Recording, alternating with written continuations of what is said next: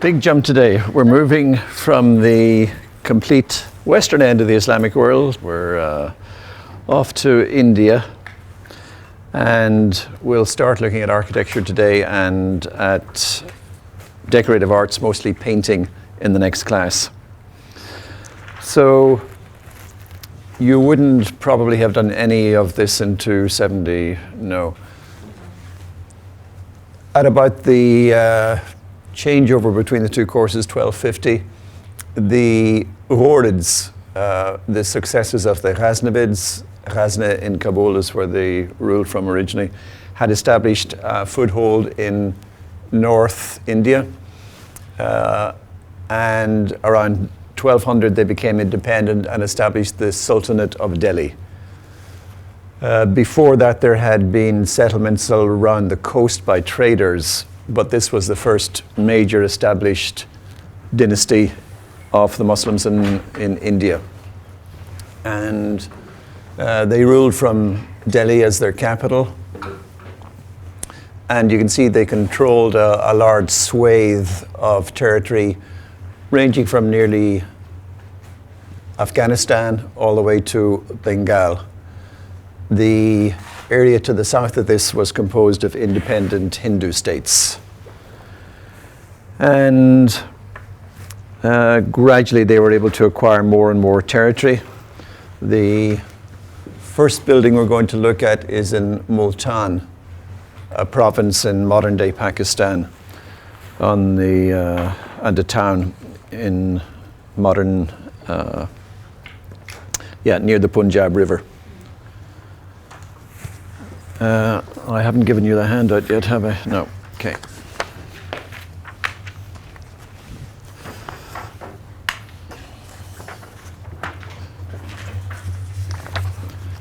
Okay. And one for you. Okay, so the name of the dynasty under which this building was founded was the Tughlaq. Ghiyath ad-Din was the main ruler, and he had been earlier governor of the town of Multan. The name Rukn-i belongs to a Sufi saint, a very well-known Sufi, and it's in his honor that this mausoleum was erected. What about the shape of this? Have a look at it and tell me what you think the architects might have been copying when they designed it.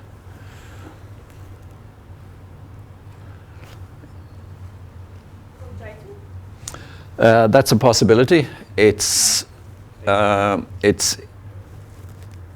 the same monumentality. It's about 35 meters tall, for instance. I think Ujjayi is 50, but it's still today, I think even larger than the Taj Mahal. It may be the largest mausoleum in the Indian subcontinent.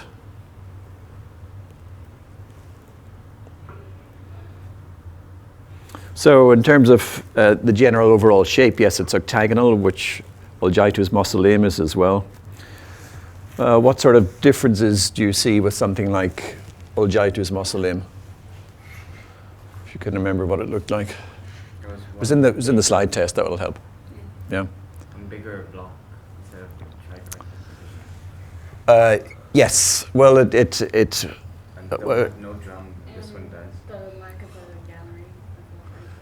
This one does have it really has sort of windows, although if there's a gallery, it's like an outdoor walkway rather than an enclosed one that Ujjayi has. But yes, the main body of the octagon is divided into two tiers. And on each corner, there are sloping buttresses, very pronounced, each of which has a little turret at the top. And these miniature turrets, these become a very distinctive form of Islamic architecture in India.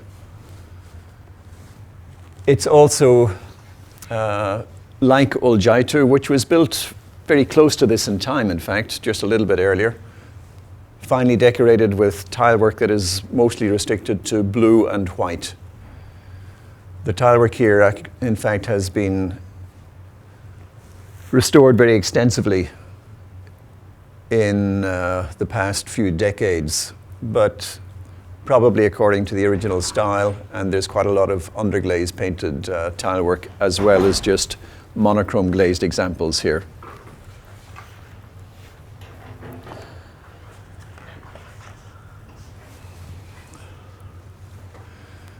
A view of the general interior on the right and a detail here on the left of the mihrab.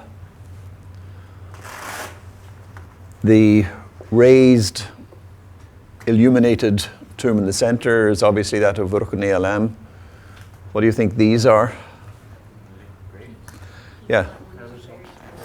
People that wanted to be very close to him because of the barakah that they could receive accordingly. The mihrab is unusual. What's particularly unusual about it, do you think? It looks shorter than usual. Not so tall. That's possible, although it's actually framed by a tall niche like the others. This part is curved. The lower part is rectangular, yes. Yeah. What's the building material? Wood. Yeah, it's made of wood. It's actually very rare for any of those to have survived. There may have been many more, but perhaps they were replaced. But this is one of the few original wooden examples that we have. Can you see the decoration on the spandrels of the arch? It's the Star of David, or otherwise known as the Seal of Solomon. And it's a motif that occurs very frequently in Islamic art. We have it in lots of examples of metalwork, for instance. Yeah. From the 12th and 13th centuries. And it's actually something that becomes particularly popular in Islamic architecture in India. We'll see it later on another major monument as well. The tiles in the rectangular part of the niche are a modern addition. They're not original. But here's a detail of the top of the octagon and the base of the dome. There are some smaller squinches which transform the octagon into a 16-sided zone, and it's a very easy task then to put the brick dome on top of that. Now you'll notice that it's made of brick. This actually is unusual compared to the later Mughal building period structures we'll be looking at, which are mostly of stone. But this is still the traditional building material that was used further west by the Ghaznavids and the Horids and by the Seljuks in Iran as well. Although they have tried to perhaps account for the possibility of damage in earthquakes by including bands of timber, of wood at regular intervals. This gives the building a certain measure of flexibility if there is an earthquake, for instance. So, well, they also form a decorative role, perhaps providing a color contrast, and there are also some carved wooden elements as well. This pineapple-like motif at the base of the squinch. And that's in addition to the same range of blue and white tilework that we had on the outside of the building.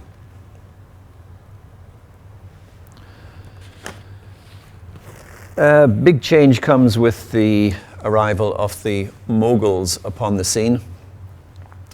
The founder of the Moguls, Babur, came from Central Asia. And he, in fact, was a member of the Timurid family. But he lost his Central Asian territory to the Uzbeks, took refuge in Herat for a while, then settled in Kabul, and from Kabul he was able to make probing raids into northern India and was able to take control there. Now, in the contemporary literature of the Mughals, they refer to themselves as the Timurids. It's only in modern sources that the term Mughal is used. Mughal is another form of Mongol, and the Timurids were of Turco-Mongolian origin. Babur, for instance, on his mother's side was descended from Genghis Khan. So it won't be too surprising then to find that there are lots of examples of Timurid influence in their architecture and art as well. But as we'll see, it's one that is very different in the admixture of local Indian influences.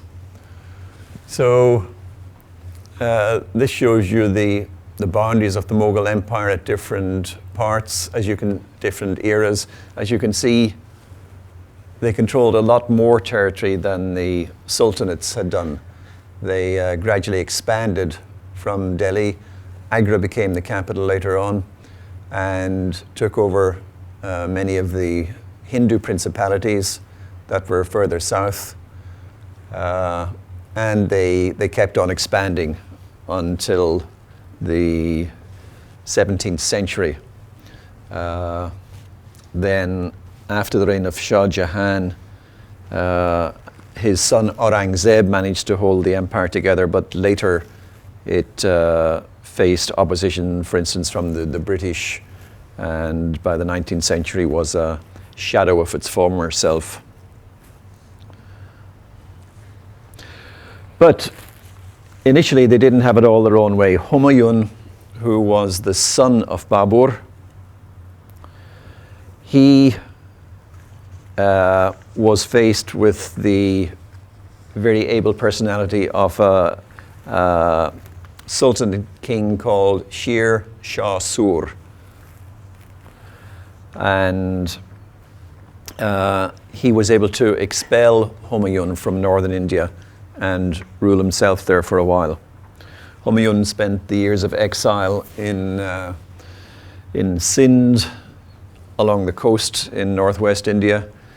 He also visited Iran as well, and in Afghanistan. And he was only able to retake northern India in the very last years, the last year of his life. But meantime, Sher Shah Sur left a particularly impressive tomb at Sasaram, which is in northern India, east of Delhi. That's what you see here. And it is one that is based in the middle of an artificial lake, a rectangular lake. There is a causeway that leads from one side, here on the left, and the tomb itself is built upon this massive substructure. So it has a square base. The tomb itself is octagonal, also like Rukn-i in several stories. And there's a series of little domes that you can see both at the corner of the substructure and at the corner of each of the two octagonal tiers.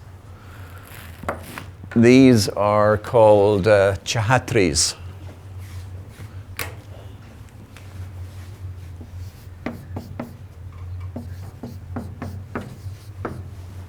It's a word really that means an umbrella, and it's something that's borrowed from local Hindu architecture and remains very popular in Islamic styles.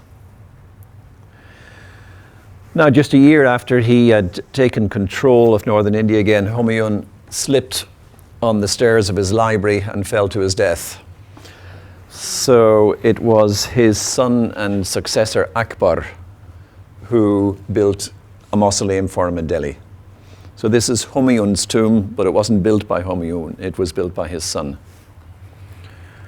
So we have dates for this 62 to 72.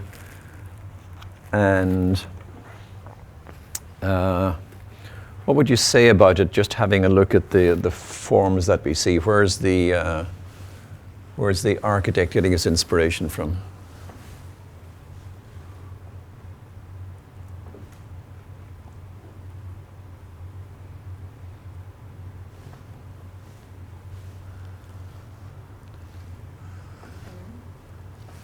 Yeah, Iran. Which particular features are Iranian? The large lawns, the second story, I'm not sure whether it's true or not. It may not be obvious from here, but also there's a tall drum supporting the slightly bulbous dome, which is, say, like the Guri Mir of Timur. So it's another one of these double domes that has an empty space between the inner and the outer dome. But the large plinth on which it's based, this is more of an Indian feature, really, which we saw earlier in the tomb of Sher Shah at Sasaram. In fact, we're told that the architect of this, Mirak Ghiath, was... Is this building different from the last one, like the Saram? the. The Saram? Well, what do you think? I think it's the same. It is not decorated. Because they have the umbrellas. The same. Okay, the Chia Trees, the pavilions, for instance, that's one point of similarity, yes. You have these on the roof here and little smaller ones as well as turrets, miniature turrets in this case. It's a bit difficult perhaps to tell the overall shape of this building from here. The previous one was octagonal. What shape is this? It's basically a square.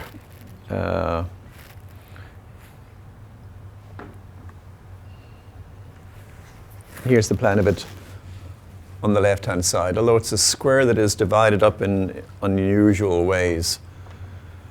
Not quite unknown from earlier examples. It's mostly walls. It's mostly walls. These thick.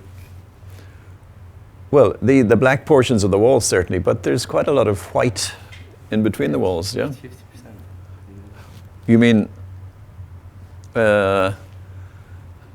you think it has more masonry than usual, more walls than usual?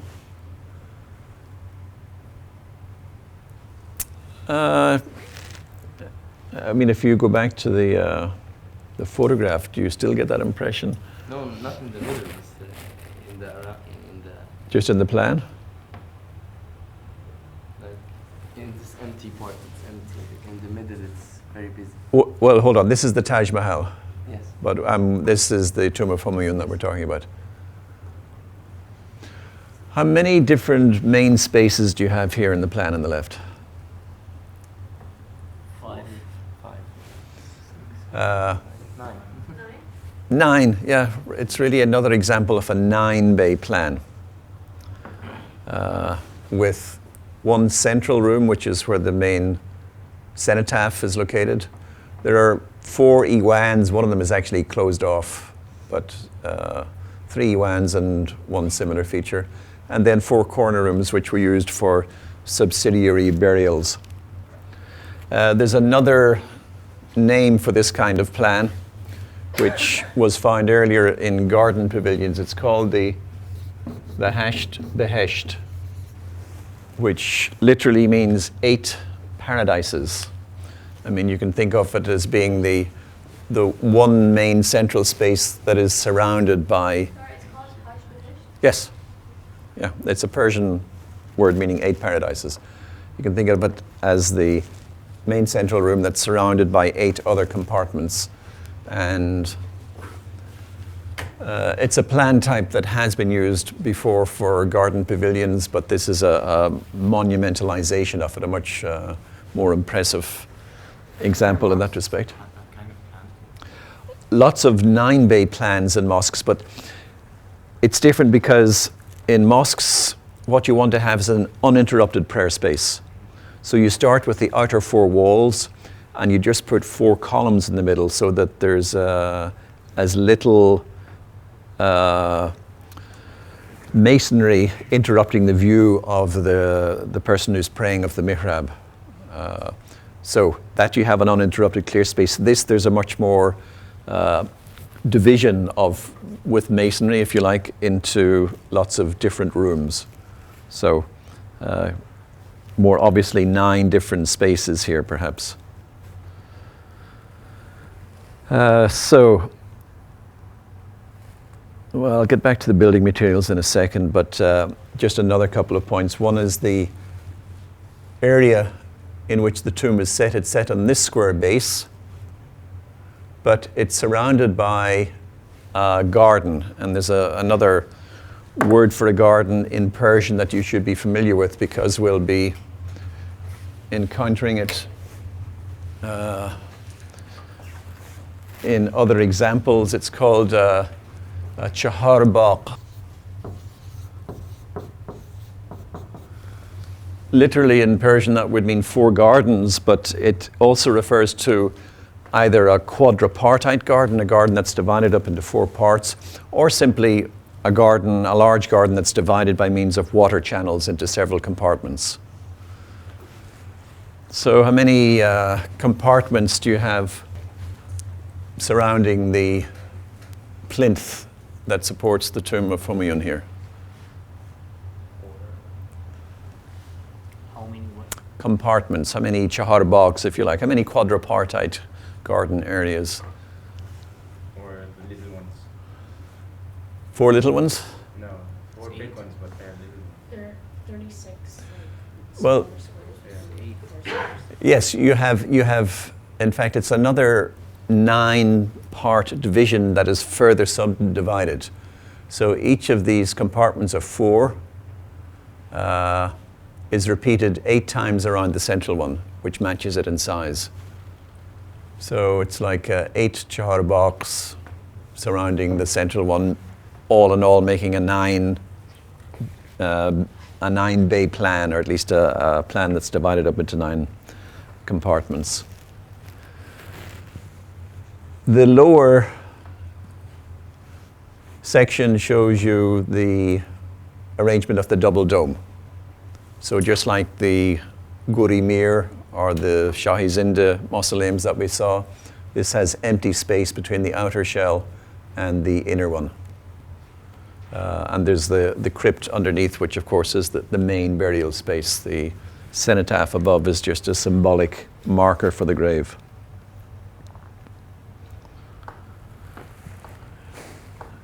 Nada, what's the building material here?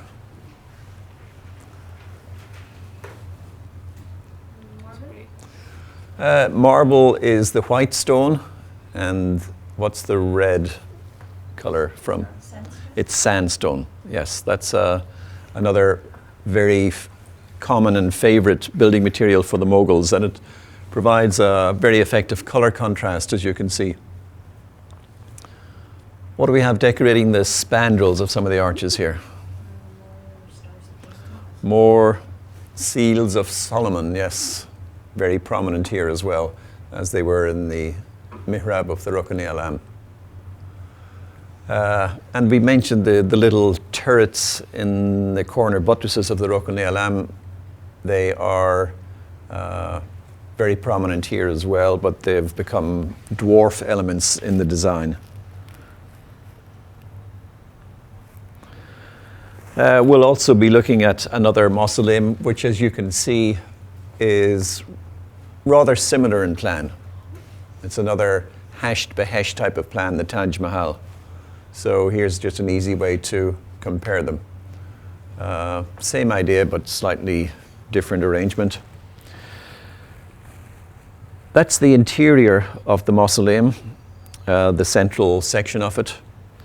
Surprisingly undecorated. It's relatively plain. In fact, there isn't any fancy inlay or carving or tile work. I must say, when I visited myself, I was a bit disappointed because the low height of the inner dome means it's just not that monumental.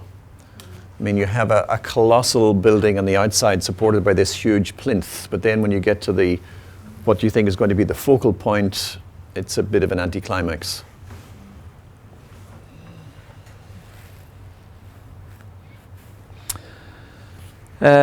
Akbar moved the capital from Delhi to Agra, which is a little bit to the southeast. and as his residence, he built a fort mostly of sandstone, hence the name the Red Fort. And one of the early palaces that is built within it is called the Jahangiri Mahal. Now, Jahangiri was his son, but in fact, this is a building that Akbar himself was primarily responsible for. And it's a good example of the combination of some Mughal motifs with basically Hindu building practices and design of other elements. So, Mughal, we have a series of blind niches representing arches on the outside and a large arch itself that leads into the building. The overhanging eaves that you have in stone here, the Chia Trees at the corner, would be typically Hindu.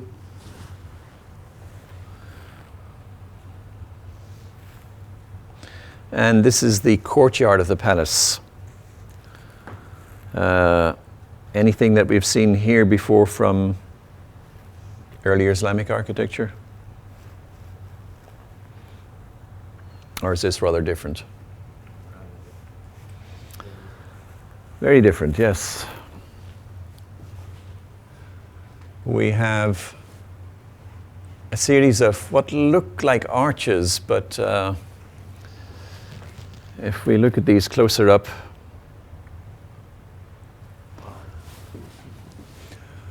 you can see, well, two things. One, that they are suffused with a plethora of very tiny carved stone details. And secondly, that they're not really arches. How would you describe this kind of architectural feature? Stepped, yeah, where you have a lower part supporting an upper one that projects from it. This is a corbel. You also have large circular bosses hanging down from the corbel at this point. So they come together to form what looks roughly like an arch all the way along here, but in fact it's just a series of these brackets, one supporting the other, and you have the brackets at right angles coming out supporting the stone eaves as well, and the upper balcony around the courtyard. So not a single true arch is visible here. And if you go inside the hall that you see on the right, you come to this. So here is the same kind of pseudo arch formed of corbels. And the two-story hall, it's an impressive in height, but the roof, it's not like the typical, say, tunnel vault or barrel vault that we've had before. It's flat and supported also by these corbels or brackets, though they have these interesting snake-like carvings on the side of them. And this is typical of Hindu architecture, of what was typical and current by the Hindu rulers in the period before Islam came along. This is a temple in Gwalior, which is quite close to Agra, dating from about the 10th century. And this is the interior of the same temple. It's massive, it's huge, it's very tall, but there isn't a single arch in it, not a single true arch. The upper parts of the dome here, there is a dome at the top, are actually supported just on corbels. So we have two different building traditions here. One is where you have what's called simply a post and a lintel style, as opposed to one that is made of arches. So this is trabeate.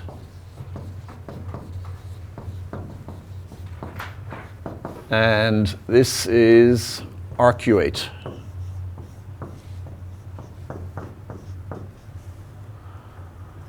So the earlier Hindu tradition was entirely trabeate. The Islamic tradition is largely arcuate, and we get a fusion between the two in many of the buildings in the Mughal period.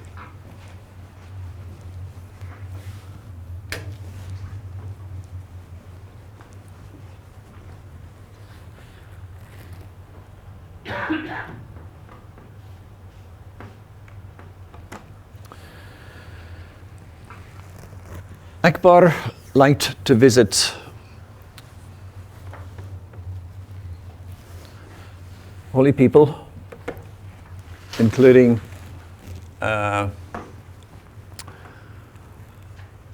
Chishti, a Sufi belonging to an order that originally came from Afghanistan. Chishti is a town in Afghanistan, and who lived in a place that eventually became to be known as Fatehpur Sikri. Fatabad, the city of victory, is what Akbar founded it. Salim Chishti had prophesied that Akbar, who had been unable to produce sons for a while, would be able to produce 3. And in fact, after his son was born, in honor of Salim Chishti, he began erecting a city at Fatabad, later known as Fatehpur Sikri, which is just about 30 kilometers west of Agra.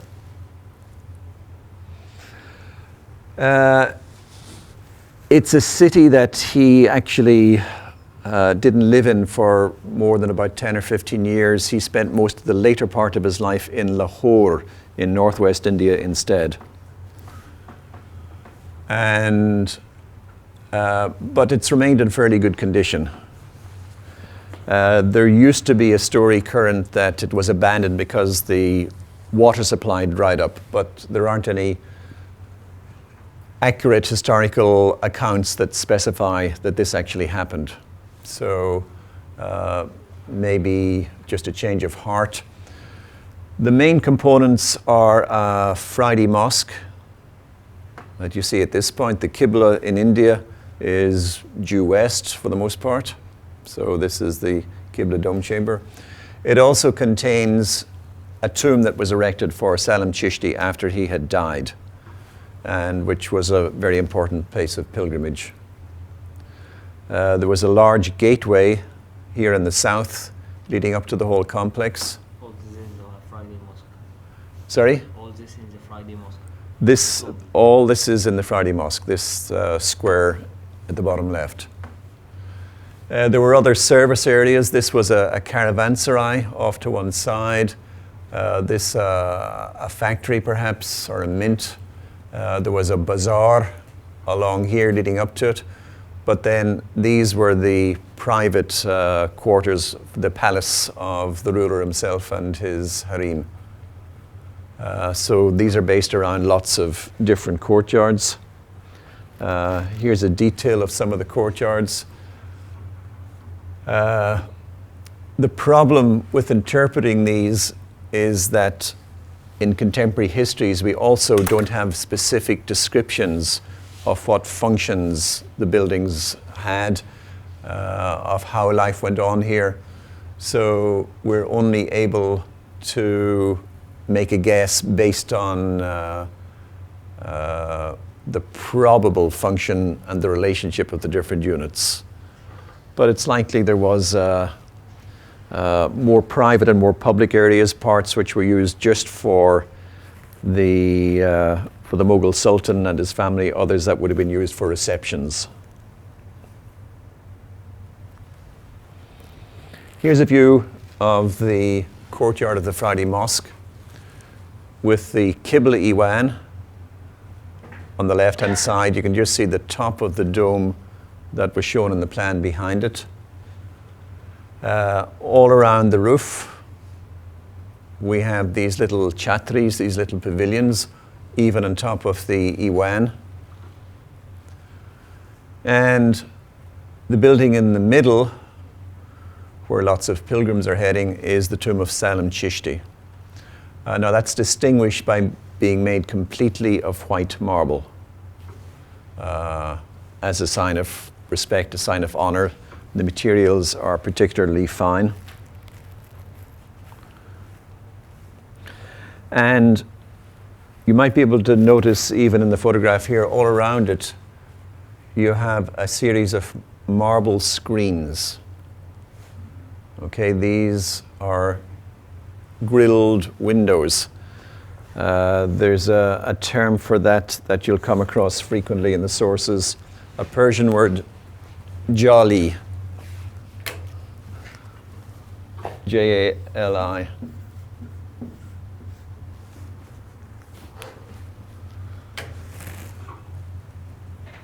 We have seen from the interior of the Jahangiri Mahal, the palace of Akbar in the Red Fort in Agra, just how skillful the carvers were.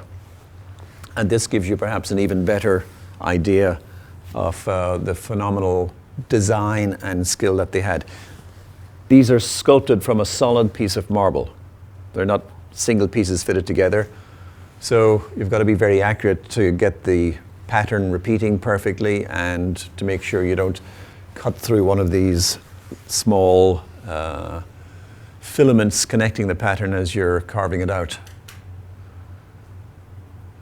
So you have these all the way around, forming a barrier between the ambulatory of the tomb in the middle and the courtyard of the Friday Mosque beside it.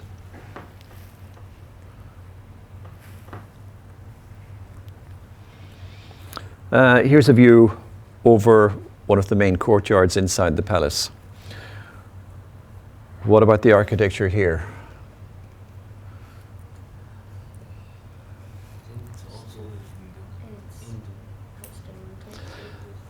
Yes, it's mostly, is it trabeate or arcuate? It's all trabeate. There isn't any arches visible at all here. And these large overhanging eaves supported on brackets, that's typical Hindu style. As is the details of the carvings that we have inside some of the buildings. This is one of the most unusual, which is called the Diwan, but we actually really don't know for sure what it was used for. 2 stories with a balcony in the upper story, also supported in these very elaborately carved brackets. 4 little Chia Trees at the corner. The most surprising feature of it is this in the middle, in the interior. So this central pillar, it looks almost like Muqarnas in reverse, but it's really another variation on these Hindu carved curvilinear brackets and the hanging bosses coming down from them. But it supports a central circular area which has walkways leading diagonally to the upper story. A throne room is perhaps the most plausible suggestion that has been made for it, but we're not absolutely sure. There were reports that this is where Akbar sat when he was debating the merits of different religions with people he invited to his court. But again, there's nothing definite that we can prove to establish that. Yes, Akbar was unusually ecumenical in that he was interested in different religions. He did invite Christians. He had foreign missionaries like Jesuits present at his court to debate the merits of their religions. And he even founded really a kind of, not an offshoot of Islam, but almost a sect within it, the Dini-Ilahi is what he called it, which the members of the royal family and the court were expected to belong to, but it was never promulgated for common use. Following tradition again, after Akbar died, he was buried in a tomb that was built by his son. The son in this case is Jahangir, another Persian word meaning the world Caesar, the world getter. And the tomb is at Sikandra. You have it on your list under Jahangir, which is just a little bit outside of Agra, not far away.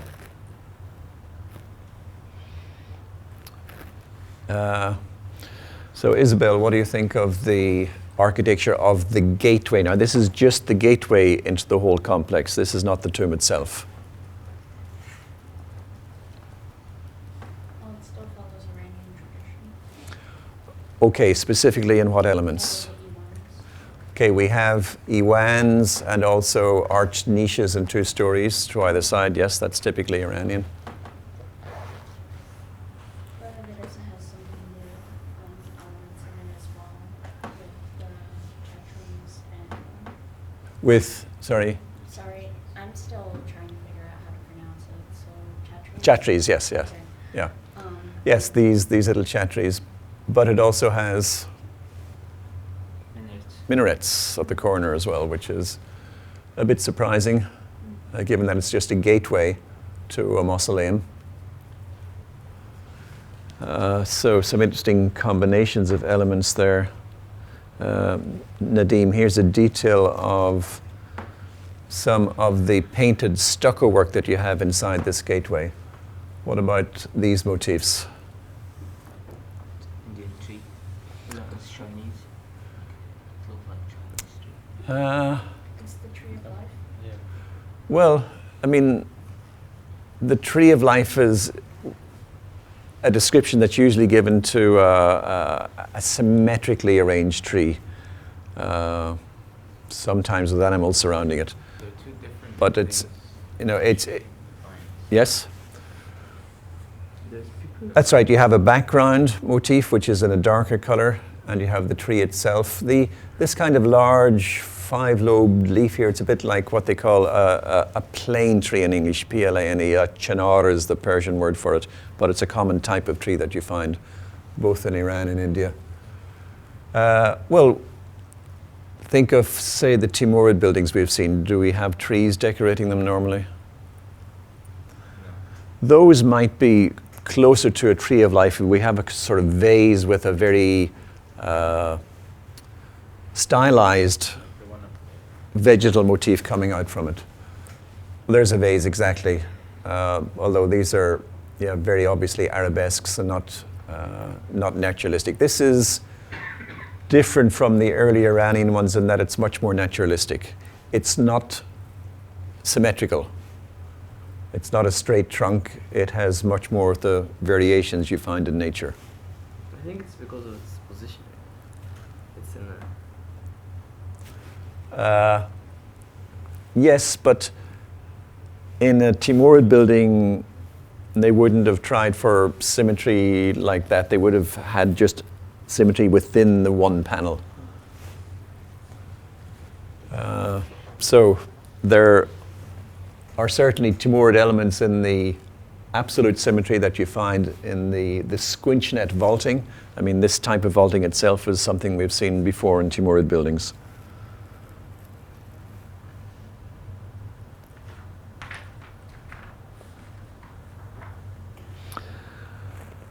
When you go beyond the gateway, this is what you have waiting for you.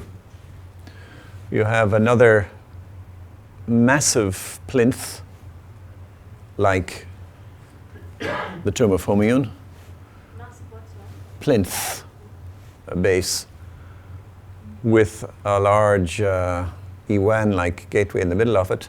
But the tomb itself now is within an open structure that has several tiers of a trabeate design with these little chatries on top. And I must say, again here, this is the feeling I had when I visited it. After the build-up you get from the gateway, this is an anticlimax. If you have such a massive plinth, then you expect to have an equally massive building that it's going to be supporting, but it's not there.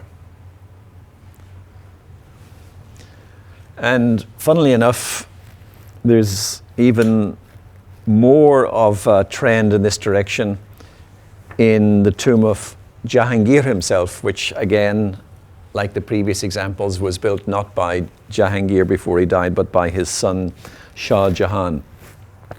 Shah Jahan meaning what? Yeah, Jahan. King of Kings. King of the world. King of Kings. Yeah. Modest title, yes. So this was built in Lahore. That's in northern Pakistan, northwest India. And here we have, by the way, both of these, this one and the last one at Sikandar, they're set in another Chahar Bagh, another quadripartite garden complex with the tomb in the middle. So here we have another massive plinth with 4 minarets at the corners in this case. There apparently was a very small cenotaph up above, but that has disappeared. The main memorial is in fact just straight through the arch in the middle. And at least it has the merit of being extremely finely decorated. Now they're using a technique of semi-precious stone inlay. There's another term that's common and used for this, which is pietra dura, which is just an Italian phrase meaning hard stone.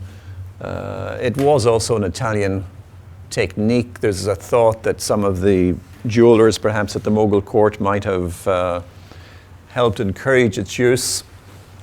But certainly the Mughal style of this technique is very different from anything that was produced in Italy. Very naturalistic floral designs along the base of the cenotaph, a much more rigorously geometrically laid out arabesque. And then we have the side of the cenotaph with the names of God, some of the 99 names of God on it. Here's another view showing some of the marble niches behind with the same kind of squinch net vaulting that we saw in Jahangir, the madrasa, for instance, in earlier Timurid buildings. Although, just keep in mind that this, dating from the 17th century, this is contemporary with buildings that are erected by the Safavids in Iran. So we're going to be looking at those just a little bit later.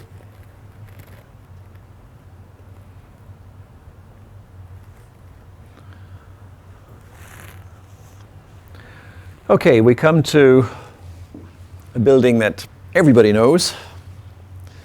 It's one of the icons of world architecture, not just of Islamic architecture. The Taj Mahal, which was built for, who was it built for? His wife, Mumtaz Mahal. Yes, not for himself. And there are many buildings like this which have world renown and which perhaps when you go to visit them, because they have such a great build-up, when you actually get to see them, you might find you disappointed. You were so disappointed on last trip, weren't you? Well, Because that's all that you're saying. Like, well, this is one that you won't be disappointed by. It lives up to its fabulous expectations. So if you get the chance, don't miss visiting it. This is a layout of what remains today, although this is really only just about half of what the original complex consisted of. Further in this direction, towards the south, there was a commercial complex with a couple of caravanserais as well, but that has all disappeared. So we have another quadripartite garden here at Chahar Bagh in the middle. We have an entrance gateway, a massive entrance gateway, and more little courtyards and shops around them leading up to it. There is a mosque on the west-hand side here, a rest house or a guest house on the east, and the tomb itself. At this point, behind it is the river. What's different about this and the other Mughal tomb complexes that we have seen?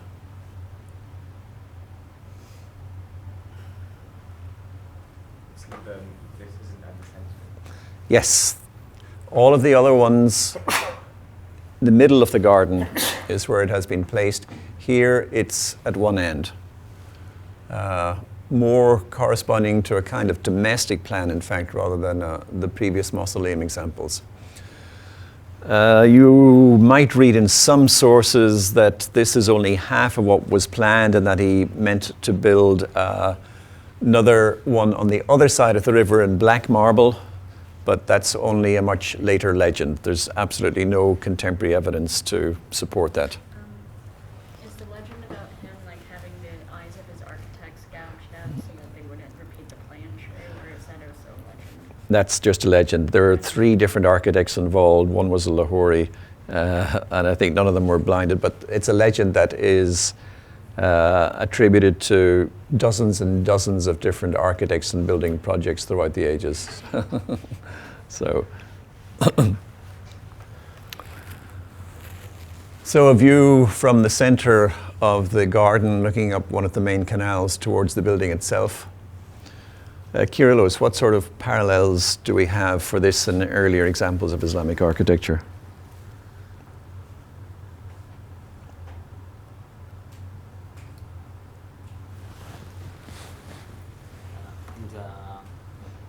The minarets. Okay, well, 4 minarets at the corners of the plinth. Where have we just seen that? 4 minarets at the corners of the plinth. Where did we just see that?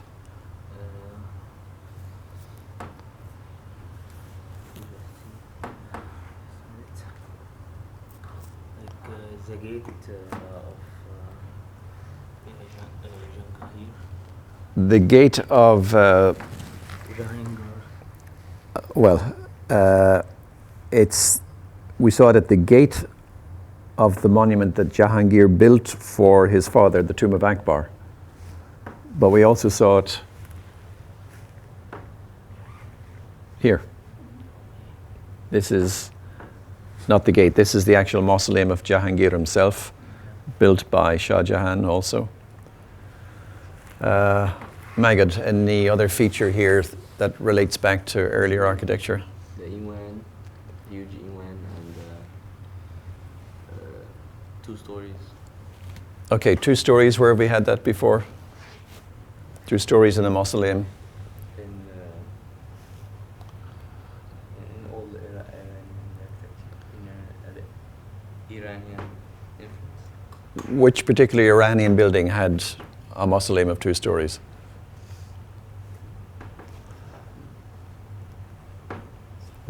Yeah, these are the sort of connections I'd like you to be able to make. So, you know, if you go back when you're revising the other lectures and think about these, that's useful. Anyone remember an Iranian mausoleum, 2 stories? Particularly one that had galleries on the outside. Old Jaitwa's mausoleum. Yeah, that would be the first one. And here we have it very clearly expressed. What about the, Nada, what about the dome? What does that resemble?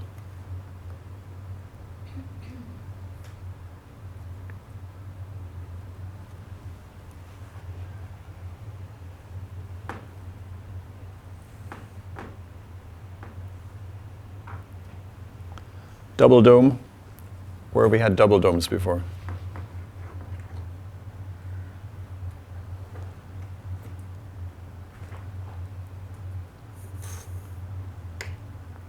In India or in Iran? Yeah, which building?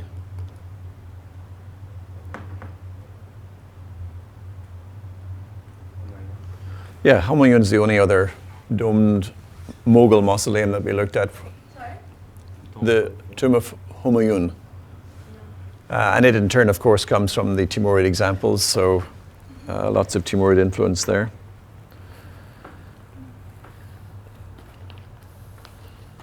Well, here's a view that shows you the gardens rather more clearly, with the mosque on the left-hand side and the guest house on the right-hand side, although mostly obscured by trees. The exact plantings that were here originally have undoubtedly been changed, so we're not exactly sure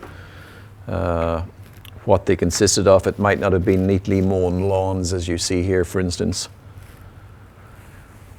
Now, if you're looking in the reverse direction, you turn yourself round from this viewpoint, you're now looking back towards the entrance gateway. Also a very impressive, massive structure. The usual Chia Trees, little pavilions at the corners, and even more diminutive ones over the arch in the middle.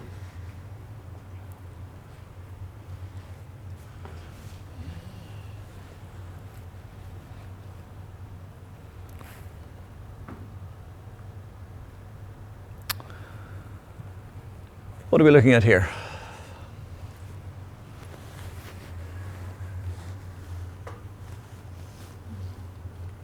Different plans for Untitled Mausoleum. Different plans for? That type of Indians. Roughly, but you can be more specific. The two different plan of one of the Taj Mahal. Okay, there's one plan of the Taj Mahal. Which is that? A, B, C, or D? A. No, the A is the first, is the Taj. one at Humayun. A and C are the same. They're the opposite. There, yes. One shows the walls. The other shows the space. And B and D are what?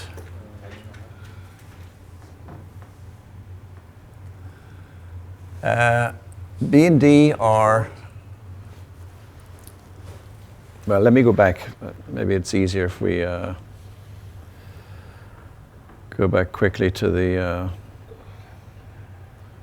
comparison of the plans that we had before there. Okay. So, in a sense, it's easier to remember this by the kind of diamond shape that you have surrounding the middle, as opposed to the square that you have in the Taj Mahal. So, if we go forward to these.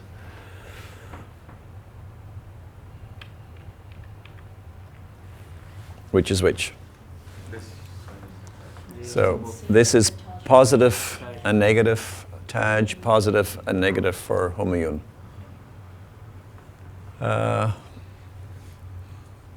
So they're quite closely related. They're both examples of the hashed behesht plan Yeah, the center that we is have. the same. Center part. The center part, yes, it is. That's right. It's an octagon with a niche on each side in the middle of each face of the octagon.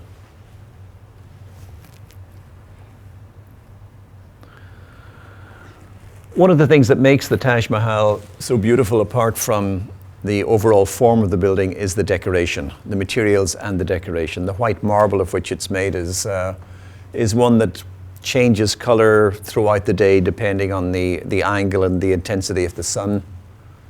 It also forms a fabulous contrast to the inlay decoration that they have.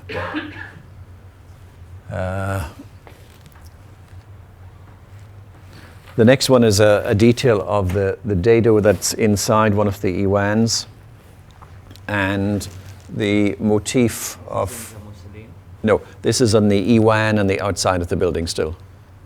So we're still outside.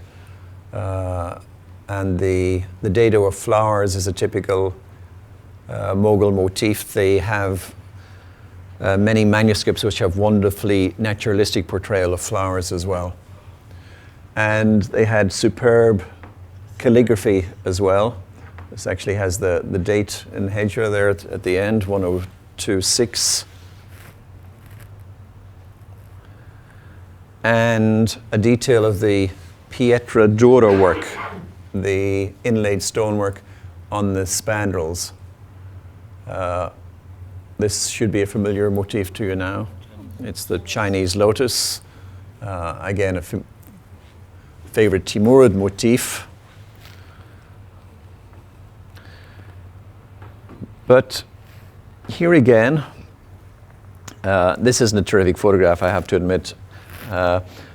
The intensity of the decoration on the inside of the mausoleum is fabulous, as is the material. This is a carved marble grill, and it's carved not just in the geometric patterns that we had in the Salam Chishti grills, but now in arabesques, even more difficult to accomplish. But the height of the dome or the size of the inner chamber again was for me a little bit of an anticlimax. However, the details of the pietra dura work here are just magnificent. You can see how effectively they use the different colors of stone to give the effect of the curvature of the leaves and of the flower itself. There's stone? This is not painted. This is inlaid stone, and that's carved marble. Yes, so it's remarkable just the painterly effects that they were able to achieve by this. And just one last element that's worth remembering for the Mughals in general is their love of gardens. This is also something that may have come from their Timurid heritage. The Timurids actually in Herat, for instance, rather than live in a citadel, they lived in gardens. They erected tents within them as well as pavilions. And many formal examples were made, but the Iranian gardens haven't survived that well. There are many more surviving in India. This isn't on the list. It's actually the Shalimar gardens in Lahore, which are the largest gardens that were built by Shah Jahan.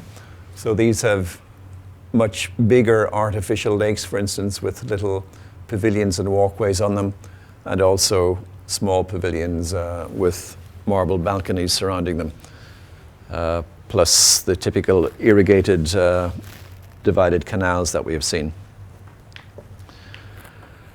I'd like us to do another one of the exercises that we did earlier, which is you take 5 minutes and write two things for me. One is one thing that you thought particularly important in today's lecture, and another is a question either about anything that we've done today or in any previous class, something you need more information on, something that wasn't clear, anything like that.